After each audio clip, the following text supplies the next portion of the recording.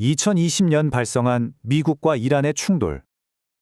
다들 석유 가격 폭등만 걱정하셨죠? 하지만 사실 진짜 위기는 완전히 다른 곳에서 시작됐습니다. 오늘 살펴볼 내용은 단순히 기름값이 오르는 문제가 아니에요. 보이지 않는 곳에서 우리 일상의 근간을 무너뜨리고 있는 아주 거대하고 치명적인 연쇄 붕괴에 대한 이야기입니다.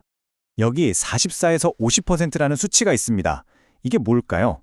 지금 이 순간 우리가 완전히 간과하고 있지만 현대사회가 굴러가는데 절대적으로 필요한 어떤 핵심 자원의 절반 가까이가 중동 지역에 꼼짝없이 갇혀 있다는 뜻입니다. 정말 어마어마한 양이잖아요. 도대체 이 자원이 뭐길래 이러는 건지 우선 지금 중동에서 무슨 일이 벌어지고 있는지부터 짧게 짚고 넘어가 보죠. 첫 번째 핵심 배경, 2026년 호르무즈 해협 봉쇄 사태입니다. 상황을 객관적으로 보면 지금 호르무즈 해협은 그야말로 물류의 악몽 그 자체입니다. 이란이 부설해둔 해상 기뢰들이 거센 조류에 떠밀려 다녔고 엎친 데 덮친 격으로 기록마저 유실됐거든요. 그러니까 기뢰가 어디 있는지 지금 아무도 모르는 거예요. 이걸 다 찾아내서 백기를 안전하게 다시 여는 데만 최소 18개월에서 길게는 2년 가까이 걸린다고 합니다. 그래서 관련 자료들을 보면 이 해역을 아주 섬뜩한 단어로 묘사합니다. 바로 통제불능의 바다라는 건데요. 바다 밑에 기뢰가 단 하나라도 남아있을지 모른다는 그 공포감 때문에 민간 상선들은 천정부지로 솟는 보험료를 감당할 수 없게 됐죠. 아예 보험 가입 자체가 거절되기도 하고요. 단순히 물리적인 봉쇄에 넘어서 심리적으로나 경제적으로 해협 전체가 완벽하게 차단돼 버린 겁니다. 자, 그럼 이 해상 봉쇄가 낳은 뜻밖의 피해자, 오늘의 진짜 주인공인 황에 대해 이야기해 볼까요? 보통 해협이 막혔다고 하면 다들 주유소 기름값부터 걱정하시잖아요. 하지만 여기서 우리는 관점을 완전히 바꿔봐야 합니다. 만약 진짜 위기가 석유 그 자체가 아니라 석유 안에 들어있는 성분 때문이라면 어떨까요? 네, 맞습니다.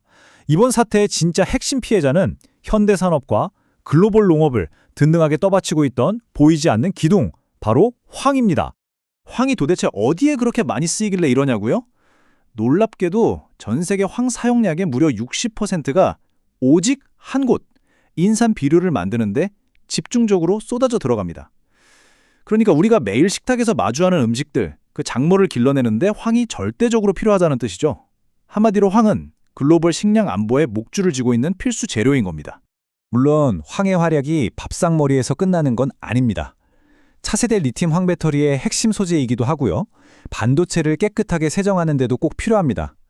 게다가 자동차 타이어가 쫀득하고 튼튼하게 유지되도록 가왕 처리할 때도 황이 들어가거든요.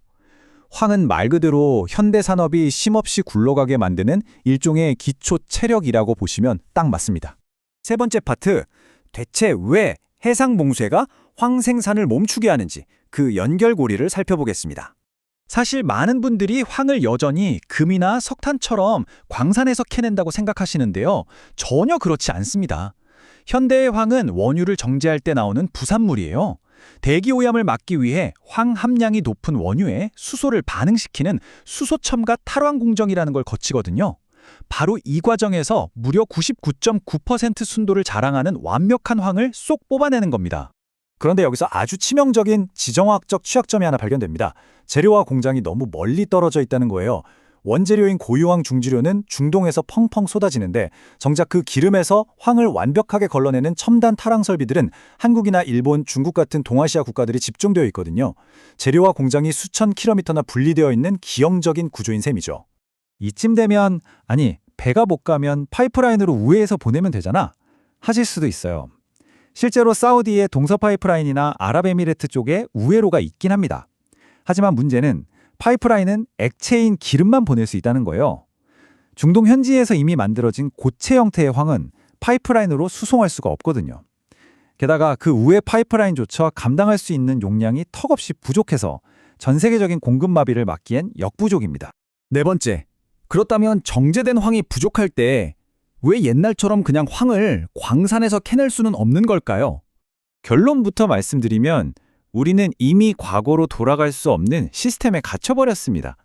광산에서 황을 캐려면 채굴 비용이 지금보다 3배에서 5배나 비쌉니다. 게다가 불순물 투성이라 순도도 낮고요.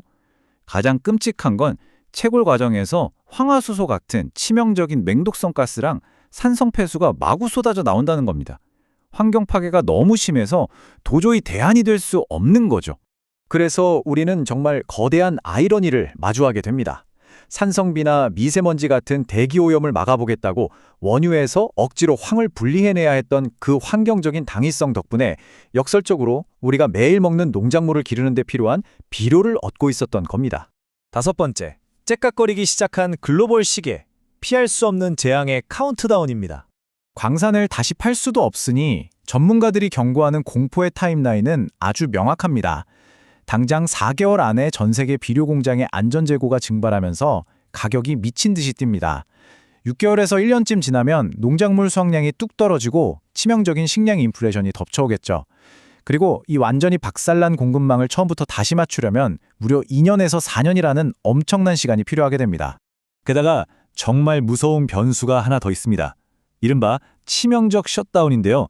정유 공장의 탈황 설비들은 기본적으로 24시간 내내 뜨겁게 돌아가야 합니다. 그런데 한 달 이상 원료가 끊겨서 강제로 기계를 세우게 되면 설비 내부가 급격히 부식되고 망가져 버립니다. 나중에 봉쇄가 풀리고 전쟁이 끝나더라도 이 망가진 기계들을 다시 고쳐 쓰려면 상상도 못할 막대한 수리 비용과 시간을 감수해야 하는 거죠. 결국 세계 각국은 이 수년간 지속될 혼란 속에서 살아남기 위해 엄청난 출혈을 감수해야만 할 겁니다. 중동 원유 대신 캐나다의 오일샌드나 러시아의 우랄 원유, 혹은 베네수엘라의 초중진류처럼 황이 듬뿍 들어간 다른 대안 원유를 찾아내서 국가의 산업구조 전체를 전면적으로 뜯어고치는 고통스러운 과정을 거쳐야만 하니까요. 석유의 흐름이 막히면 비료를 만들 수 없고 비료가 없으면 식량 생산도 그대로 멈춰버립니다.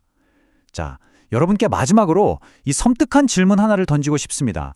우리의 밥상이 전적으로 화석연료 공급망에 종속되어 있는 이 현실에서 만약 당장 그 흐름이 끊긴다면 우리는 과연 이 거대한 붕괴를 견뎌낼 준비가 되어 있을까요?